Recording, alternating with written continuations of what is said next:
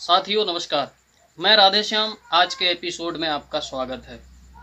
आज के एपिसोड में हम आपसे चर्चा करेंगे कि पिछले कुछ समय से किस तरह से एक गैंग के निशाने पर हैं भारत के सीजीआई यानी chief justice of India DY Chandrachud, और वह पूरी गैंग किस तरह से सीजीआई को ट्रोल करती है, उनकी बेटियों को ट्रोल करती है और सुप्रीम कोर्ट के लिए कैसे कैसे भद्दे शब्दों का प्रयोग करती है।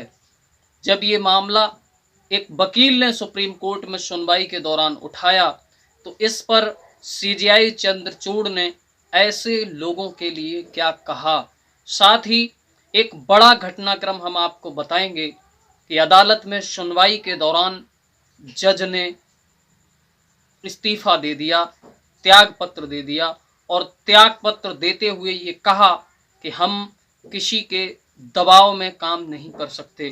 कौन है वो जज, कहाँ के हैं, सीजीआई क्या बोले, कौन है वो गैंग और क्यों निशाने पर रहते हैं सीजीआई, ये सारी चीज़ें जानने के लिए आप इस वीडियो को अंत तक देखिए। साथियों, जैसा कि आपको पता है कि जब से भारत के मुख्य न्यायाधीश बने हैं डीवाई चंद्रचूड़, तब से एक गैंग जिसे हम कह सकते हैं ट्रोलिंग गैंग, जो एक पार्टी के लिए काम करती है, जो अपने मुताबिक फैसला आए ये उम्मीद करते हैं भारत की हर संवैधानिक संस्थान से, वह लोग किस तरह से सुप्रीम कोर्ट, भारत के मुख्य न्यायाधीश को किस हद तक बुरा भला कह सकते हैं, गालियां दे सकते हैं और उनके संबंध में क्या क्या कह सकते हैं। आखिर ये हिम्मत कहां से पड़ती है, कौन उनके पीछे खड़ा है। और जब इस प्रश्न को लेकर आप ऐसे लोगों के फेसबुक अकाउंट खंगालेंगे, उनके ट्विटर अकाउंट खंगालेंगे, तो आपको एक चीज सभी में कॉमन नजर आएगी कि वह लोग कथित तौर पर सनातनी होंगे। उनका दावा होगा कि हम हिंदू राष्ट्र बनाएंगे, उनका दावा होगा कि भारत के हम ही सच्चे प्रहरी हैं, उनका दावा होगा कि हम ही राष्ट्रभक्त हैं सच्चे, बाकी सब राष्ट्रद्रोही हैं। और वह लोग देशभक्ति और धर्म का एक कथित चोला ओढ़कर देश की सारी संवैधानिक संस्थाओं को अपने मुताबिक चलाने का मंसूबा पाल बैठे हैं और उन सब का मालिक एक है। निश्चित तौर पर जब से डीवाई चंद्रचूड़ सीजीआई बने, उन्होंने जो कई मामलों में ऐसे फैसले दिए जो देश की वर्तमान मोदी सत्ता को, उसकी मंशा को, उसकी विचारधारा को और उनके कार्यों को कटघरे में खड़ा करती है। उनके वह निर्णय उनके समर्थकों के दिल में इस कदर चुभे कि वह खुलेआम फेसबुक, ट्विटर और व्हाट्सएप पर ऐसा लिखने लगे जो कि किसी भी हाल में एक संवैधानिक देश में देश के सबसे बड़े न्यायाधीश के लिए लिखना बिल्कुल ही वाहियात किस्म का काम है। जो लोग ये चर्चा किया करते हैं कि फला नेता ने विदेश में जाकर भारत के संबंध में ये कहा, जब वो लोग अपने ट्विटर और फेसबुक अकाउंट पर भारत के मुख्य न्यायाधीश के संबंध में इस तरह के वक्तव्य लिखते हैं, तो क्या उन ट्विटर्स की चर्चा, उन ट्वीट्स की चर्चा दुनिया के तमाम देशों में नहीं होती? क्या दुनिया के तमाम देश ये नहीं देखते कि भारत का एक बड़ा वर्ग किस तरह से भारत के मुख्य न्यायाधीश को ट्रोल कर रहा है? चाहे भारतीय जनता पार्टी की नेता नूपुर शर्मा का मामला हो, उनके विवादित बोलने के बाद सीजीआई की वो टिप्पणी, जिसके बाद भारतीय जनता पार्टी के तमाम वो लोग आग बबूला हो गए और सुप्रीम कोर्ट को सुप्रीम कोठा कहकर हैशटैग चलाया ट्विटर पर और तमाम सारे ट्वीट किए, ट्रेंड किया इस हैशटैग का और सीजेआई को ट्रोल किया। और ट्रोलिंग की हद देखिए आप, सीजेआई को ट्रोल करते हैं, सुप्रीम कोर्ट को ट्रोल करते हैं, और यहां तक कि सीजेआई की दोनों वो बेटियां जो कि गोद ली हुई हैं, सीजेआई ने उन दोनों को गोद लिया है। और उससे भी बड़ी बात यह है कि वह दोनों बेटियां दोनों पैरों से विकलांग हैं, दोनों बेटियां व्हील चेयर पर चलती हैं। ऐसी दिव्यांग बेटियां जिनके जीवन में अंधेरा था चारों तरफ, देश के वो महान सीजेआई जिन्होंने उन बेटियों के जीवन में उजाला लाने के लिए उनको गोद लिया, उन बेटियों को भी ये ट्रोल गैंग ट्रोल करने से नहीं चूकी। चाहे वह मामला महाराष्ट्र के राज्यपाल की भूमिका का हो, जब महाराष्ट्र में तमाम कलपुर्जों को जोड़कर कथित तौर पर डबल इंजन की गाड़ी बनाई गई, डबल इंजन की सरकार बनाई गई, तमाम वो पुर्जे जोड़कर इकट्ठे करके एक गाड़ी चलाई गई है, उसमें राज्यपाल की भूमिका को लेकर सीजेआई की वो टिप्पणी निश्चित तौर पर भारतीय जनता पार्टी के लोगों को, उससे संबंधित लोगों को चुभनी जरूरी थी। चाहे वह मणिपुर का मामला हो, जब मणिपुर में हिंसा का दौर चला, उसके बाद वीडियो वायरल हुआ, देश के सामने आया, देश के लोगों में गुस्सा आया, सुप्रीम कोर्ट ने स्वतः संज्ञान लिया और सीजेआई ने जब ये कहा कि मणिपुर में सरकार, कानून, पुलिस और रूल ऑफ लॉ डैमेज हुआ है, ये सब चीज़ें वहाँ पुलिस जो है बिल्कुल गैर जिम्मेदार वहाँ साबित हुई है और सरकार की खामोशी ने वहाँ हिंसा को बढ़ावा दिया। ये बात जब सीजेआई ने कही तो भारतीय जनता पार्टी से संबंध रखने वाले एक तथाकथित लेखक बद्री शेषाद्री ने ये कहा कि सीजेआई को बंदूक दीजिए और उन्हें वहाँ भेजिए, फिर देखते हैं कि वह शांति बहाल कर सकते हैं। यह एक जटिल पहाड़ी क्षेत्र है और वहाँ हत्याएं होंगी, हम हिंसा नहीं रोक सकते। लेकिन जटिल पहाड़ी क्षेत्र में परेशानी होती है, ये बात सही है, लेकिन क्या ये भी बात सही है कि सिर्फ उसी समुदाय की हत्याएं होंगी जो समुदाय निशाने पर है किसी एक वर्ग विशेष के? उस समुदाय की हत्याएं क्यों नहीं हो रही हैं जो समुदाय सरकार का संरक्षण पाए हुए है? अगर हिंसा हो रही है, बेकाबू है हिंसा, सरकार काबू करने की कोशिश कर रही है, तो एक समुदाय विशेष की ही हत्याएं क्यों हो रही हैं? ये बात शायद उनको समझ नहीं आएगी, क्योंकि वह जिस एजेंडा के तहत काम करते हैं उसी एजेंडा के तहत मणिपुर में हिंसा हो रही है। चाहे वह गुजरात सरकार ने जब बिल्किस बानो के मामले में 11 आरोपी छोड़े, तब सुप्रीम कोर्ट की जो टिप्पणी रही, उसमें भी सुप्रीम कोर्ट इन गैंग के निशाने पर रहा। बिल्किस बानो के बारे में आपको मैं बताना चाहूँगा, गोधरा कांड के समय बिल्किस बानो 7 महीने की गर्भवती थी। इन 11 आरोपियों ने उनके साथ सामूहिक रूप से बलात्कार किया, उनके परिवार के 7 लोगों की हत्या कर दी। ऐसे जघन्य और निर्मम अपराध को अंजाम देने वाले उन 11 आरोपियों को, जो रेपिस्ट हैं, जो मर्डरर हैं, उन 11 आरोपियों को गुजरात की सरकार ने 15 अगस्त 2022 जो आज़ादी के अमृत काल का स्वतंत्रता दिवस था, उस स्वतंत्रता दिवस पर ऐसे जघन्य अपराधियों को छोड़ा। और भारतीय जनता पार्टी के तमाम वो नेता जो कथित तौर पर सनातन और राष्ट्र का चोला ओढ़कर उन नेताओं, उन आरोपियों का स्वागत करने जेल के बाहर खड़े थे, जुलूस निकाला। क्या ऐसे लोग राष्ट्रभक्त हो सकते हैं? ऐसे लोग सनातनी हो सकते हैं जिनमें, जिस सनातन में ये कहा जाता हो कि विश्व का कल्याण हो, प्राणियों में सद्भावना हो, उस सनातन के ठेकेदार ऐसे लोग हो सकते हैं जो बलात्कारियों और हत्यारों के समर्थन में जुलूस निकालें? चाहे वह चुनाव आयुक्तों की नियुक्ति का मामला हो, उस समय भी सीजेआई ने एक टिप्पणी की थी, जिसके बाद इस ट्रोल आर्मी के निशाने पर आए थे डीवाई चंद्रचूड़। और चाहे वह सीबीआई के डायरेक्टर संजय मिश्रा का बढ़ता हुआ सर्विस का समय हो, जिसमें लगातार सरकार उनके कार्यकाल को बढ़ाती चली जा रही थी, उस मामले में जो सीजेआई ने टिप्पणी की, वह भी टिप्पणी कहीं न कहीं मोदी भक्तों के दिल में छेद कर गई। हम आपसे सिर्फ एक ही सवाल करना चाहेंगे, कौन हैं वो लोग जो देश की सारी संवैधानिक संस्थाओं को अपने मुताबिक चलाना चाहते हैं? आखिर क्यों उनकी ये मंशा है?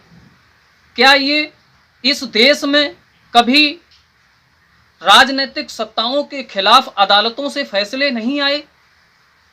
क्या इलाहाबाद हाईकोर्ट से प्रधानमंत्री रहते हुए इंदिरा गांधी के खिलाफ वो फैसला नहीं आया था, जिसके बाद देश में सत्ता परिवर्तन की बड़ी लहर आई थी और इंदिरा गांधी स्वयं हार का शिकार हुई थी? क्या इस देश में लालू प्रसाद यादव के खिलाफ अदालत से फैसला नहीं आया? क्या इस देश में जयललिता के खिलाफ फैसला नहीं आया? या राहुल गांधी के खिलाफ अदालतों ने फैसले नहीं दिए? तमाम बार ऐसा हुआ, तमाम नेताओं के खिलाफ फैसले आए, तो इसका मतलब ये तो नहीं कि उस पार्टी से संबंधित लोग सुप्रीम कोर्ट को सुप्रीम कोठा कहने लगे, जजों को दोगला कहने लगे, सुप्रीम कोर्ट में बैठने वाले जजों को कांग्रेस की नचनिया कहने लगे। और एक रिसर्च में ये पता चला है कि पिछले 4 महीने में 7,53,848 ऐसे ट्वीट्स हुए हैं जिनमें सीजेआई, सुप्रीम कोर्ट को तमाम तरह से ट्रोल किया गया, भद्दी भद्दी गालियां दी गई। आप समझो, उस व्यक्ति को, जो व्यक्ति देश की सबसे बड़ी अदालत का न्यायाधीश है, जिसकी असीमित शक्तियां हैं, ऐसी पूरी ट्रोल आर्मी को काबू करने के लिए उस व्यक्ति को सिर्फ एक लाइन लिखने की जरूरत है। मैं उस पूरी ट्रोल आर्मी से यह कहना चाहता हूं कि इस धोखे में ना रहें कि तुम्हें कोई बचा लेगा। कोई विधायक, सांसद, मंत्री, मुख्यमंत्री, प्रधानमंत्री नहीं बचा सकता। जिस दिन डीवाई चंद्रचूड़ की त्योरी चढ़ गई और उन्होंने किसी जजमेंट में एक लाइन मेंशन अगर कर दी कि देश में, देश की सर्वोच्च अदालत या उसके न्यायाधीश के खिलाफ अगर कोई टिप्पणी करता है तो उसे कोर्ट ऑफ कंटेम्प्ट में तुरंत गिरफ्तार किया जाए। एक लाइन अगर उन्होंने लिख दी, और ये लाइन लिखने से उन्हें कोई रोक भी नहीं सकता, किसी के पास वो शक्ति नहीं है जो सुप्रीम कोर्ट के जज को कोई निर्णय लेने से रोक ले। ऐसी असीमित शक्तियों का धनी व्यक्ति जब उसकी अदालत में एक वकील ये कहता है कि मान्यवर मिलॉर्ड, आपके फैसले आने के बाद लोग ट्रोल कर रहे हैं, जजों को दोगला कह रहे हैं, सुप्रीम कोर्ट को सुप्रीम कोठा कह रहे हैं, इससे हमारी भावनाएं आहत हुई हैं, आप कुछ बोलिए। तब डीवाई चंद्रचूड़ ने जो कहा वो निश्चित तौर पर उन्हें और महान बनाता है। उन्होंने ये कहा कि ऐसी टिप्पणियों से या ऐसे लोगों से हमारे ऊपर कोई फर्क नहीं पड़ता, उन्हें बोलने दीजिए। आप समझिए, असीमित शक्तियों का मालिक आदमी ये कह दे कि ट्रोल करने वालों को करने दो, हमें कोई फर्क नहीं पड़ता। हां, हमें इस चीज से फर्क पड़ता है कि जिस दिन हम अपनी अदालत में किसी जरूरतमंद को न्याय नहीं दे पाएंगे, उस दिन हमें ये लगेगा कि इस कुर्सी पर बैठने का हमें कोई हक नहीं है। ऐसे महान सोच वाले व्यक्ति को इस देश के वो टटपुंजिये ट्रोल करते हैं जिनकी हैसियत सुप्रीम कोर्ट में चपरासी बनने की नहीं है। साथ ही हम आपको ये बताना चाहेंगे कि कल एक ऐसा वाकया हुआ इस देश में जिसे सुनकर आपके रोंगटे खड़े हो जाएंगे, जो 70 साल में, 75 साल में पहली बार हुआ। आज तक देश की किसी भी अदालत में सुनवाई के दौरान, भरी अदालत में, किसी जज ने इस्तीफा नहीं दिया। इस्तीफे हुए हैं, लिखकर भेज दिया या जाकर दे आए, लेकिन सुनवाई के दौरान अदालत में कोई जज इस्तीफा दे और ये कहे, वकीलों से माफी मांगे और ये कहे कि हमें माफ करना, हम अपनी कुर्सी पर बैठकर न्याय नहीं कर पाए। ऐसी स्थिति में जब हमें लाकर खड़ा कर दिया गया तो हम काम नहीं कर सकते हैं, हम किसी के दबाव में काम नहीं कर सकते।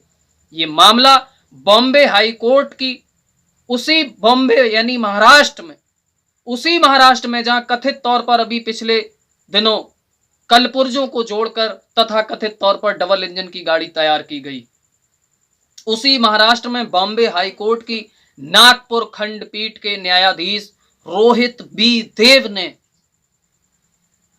ये कहते हुए इस्तीफा दे दिया भरी अदालत में कि हम किसी के दबाव में काम नहीं कर सकते। आप सोच सकते हैं,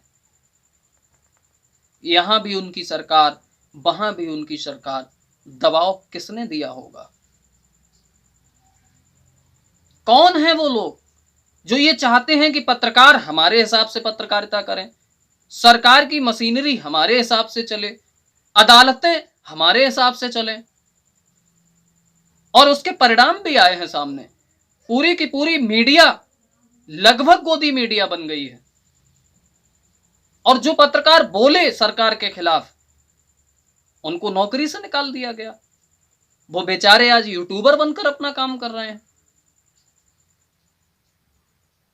गौरी लंकेश को तो मार डाला गया, हत्या हो गई गौरी लंकेश की। आखिरकार आप सरकार के खिलाफ बोलोगे तो नौकरी से हाथ धोने पड़ेंगे। नेहा सिंह राठौर ने एक गाना गा दिया तो उनके पति को नौकरी से निकाल दिया गया। कौन है वो गैंग जो पूरे देश के संस्थाओं पर कब्जा करना चाहती है? ये विचार करने की जरूरत है। क्या लोकतांत्रिक देश में किसी संस्था को यह अधिकार नहीं रह जाता कि वो किसी सरकार, किसी पार्टी या किसी नेता के ऐसे किसी कृत्य जो संवैधानिक दायरे से बाहर हो, उस कृत्य पर उसके खिलाफ फैसला सुना सके? ये हिम्मत जिस दिन किसी देश में खत्म हो जाएगी, उस दिन फिर प्रजातंत्र और हिटलर शाही में अंतर क्या रह जाएगा? यही बात अगर आप लोग सोचते हैं और पूरे देश में अगर आप इसी तरह से पूरी संस्थाओं को ढालना चाहते हैं, तो कल को वो वक्त भी आएगा जब दूसरी सरकारें होंगी, तब आप ये उम्मीद करोगे कि सरकार हमारे पक्ष में फैसला सुनाए, सरकार के पक्ष में ना सुनाए। इस देश ने ऐसा भी दौर देखा है कि कोई पत्रकार किसी मिनिस्टर से सुबह सवाल करता है और शाम को नौकरी से निकाल दिया जाता है। कोई पत्रकार किसी सरकार के खिलाफ लिख देता है, गौरी लंकेश, उसकी हत्या हो जाती है। रवीश कुमार, पुण्य प्रसून वाजपेयी, अवसाद शर्मा, अजीत अंजुम, तमाम ऐसे वो उदाहरण हैं जिन्हें नौकरी से निकाल दिया गया। कोई जज कथित तौर पर किसी नेता के खिलाफ कोई जजमेंट अगर दे दे तो उसकी हत्या हो जाती है, और कोई जज कथित तौर पर पार्टी विशेष की मंसूबों के मुताबिक जब कोई फैसला सुना दे तो उसकी जय जयकार होती है, और रिटायरमेंट के तुरंत बाद उसे राज्यसभा भी भेज दिया जाता है। इस देश ने अपनी आंखों से यह भी देखा। आखिरकार ये लोग कौन हैं जो कठुआ रेप कांड के आरोपियों के समर्थन में रैली निकालते हैं? आप जिसके साथ खड़े हो जाओ वही ठीक, चाहे वह बलात्कारी हो, हत्यारा हो, किसी भी गुन्हे का गुनहगार हो। आपने झंडा पकड़ा हाथ में और आप खड़े हो गए, भैया तुम संघर्ष करो, हम तुम्हारे साथ हैं। काहे का संघर्ष? बलात्कार किया, इस बात का संघर्ष? देश की संवैधानिक संस्थाओं को अपने कब्जे में लेकर दुरुपयोग करने की जो लोग सोच रहे हैं, एक दिन ऐसा आएगा कि देश के लोग उन पर थूकेंगे भी नहीं। और मैं कहना चाहता हूं ऐसे लोगों से कि ये वक्त दुनिया में किसी का होकर नहीं रहा है। बदलता रहता है। इसलिए इस देश के उस संवैधानिक संस्थानों को ऐसे माहौल में मत ढालिए जो कल आपको भी परेशानी का सामना करना पड़े जब आप सत्ता से बाहर हो जाएं, क्योंकि सत्ता, रसूख, जवानी ये चलायमान है, एक जगह ठहरती नहीं। बहुत बहुत धन्यवाद, बहुत बहुत शुक्रिया। विदा लेते हैं आज के इस एपिसोड से। आपसे निवेदन करते हैं कि हमारे इस वीडियो को लाइक करिए, शेयर करिए और हमारे चैनल पर अगर नए हैं तो चैनल सब्सक्राइब जरूर करिए, बेल आइकन दबाइए। आपका ये समर्थन ही हमें आगे बढ़ाएगा। बहुत बहुत धन्यवाद, बहुत बहुत शुक्रिया। नमस्कार।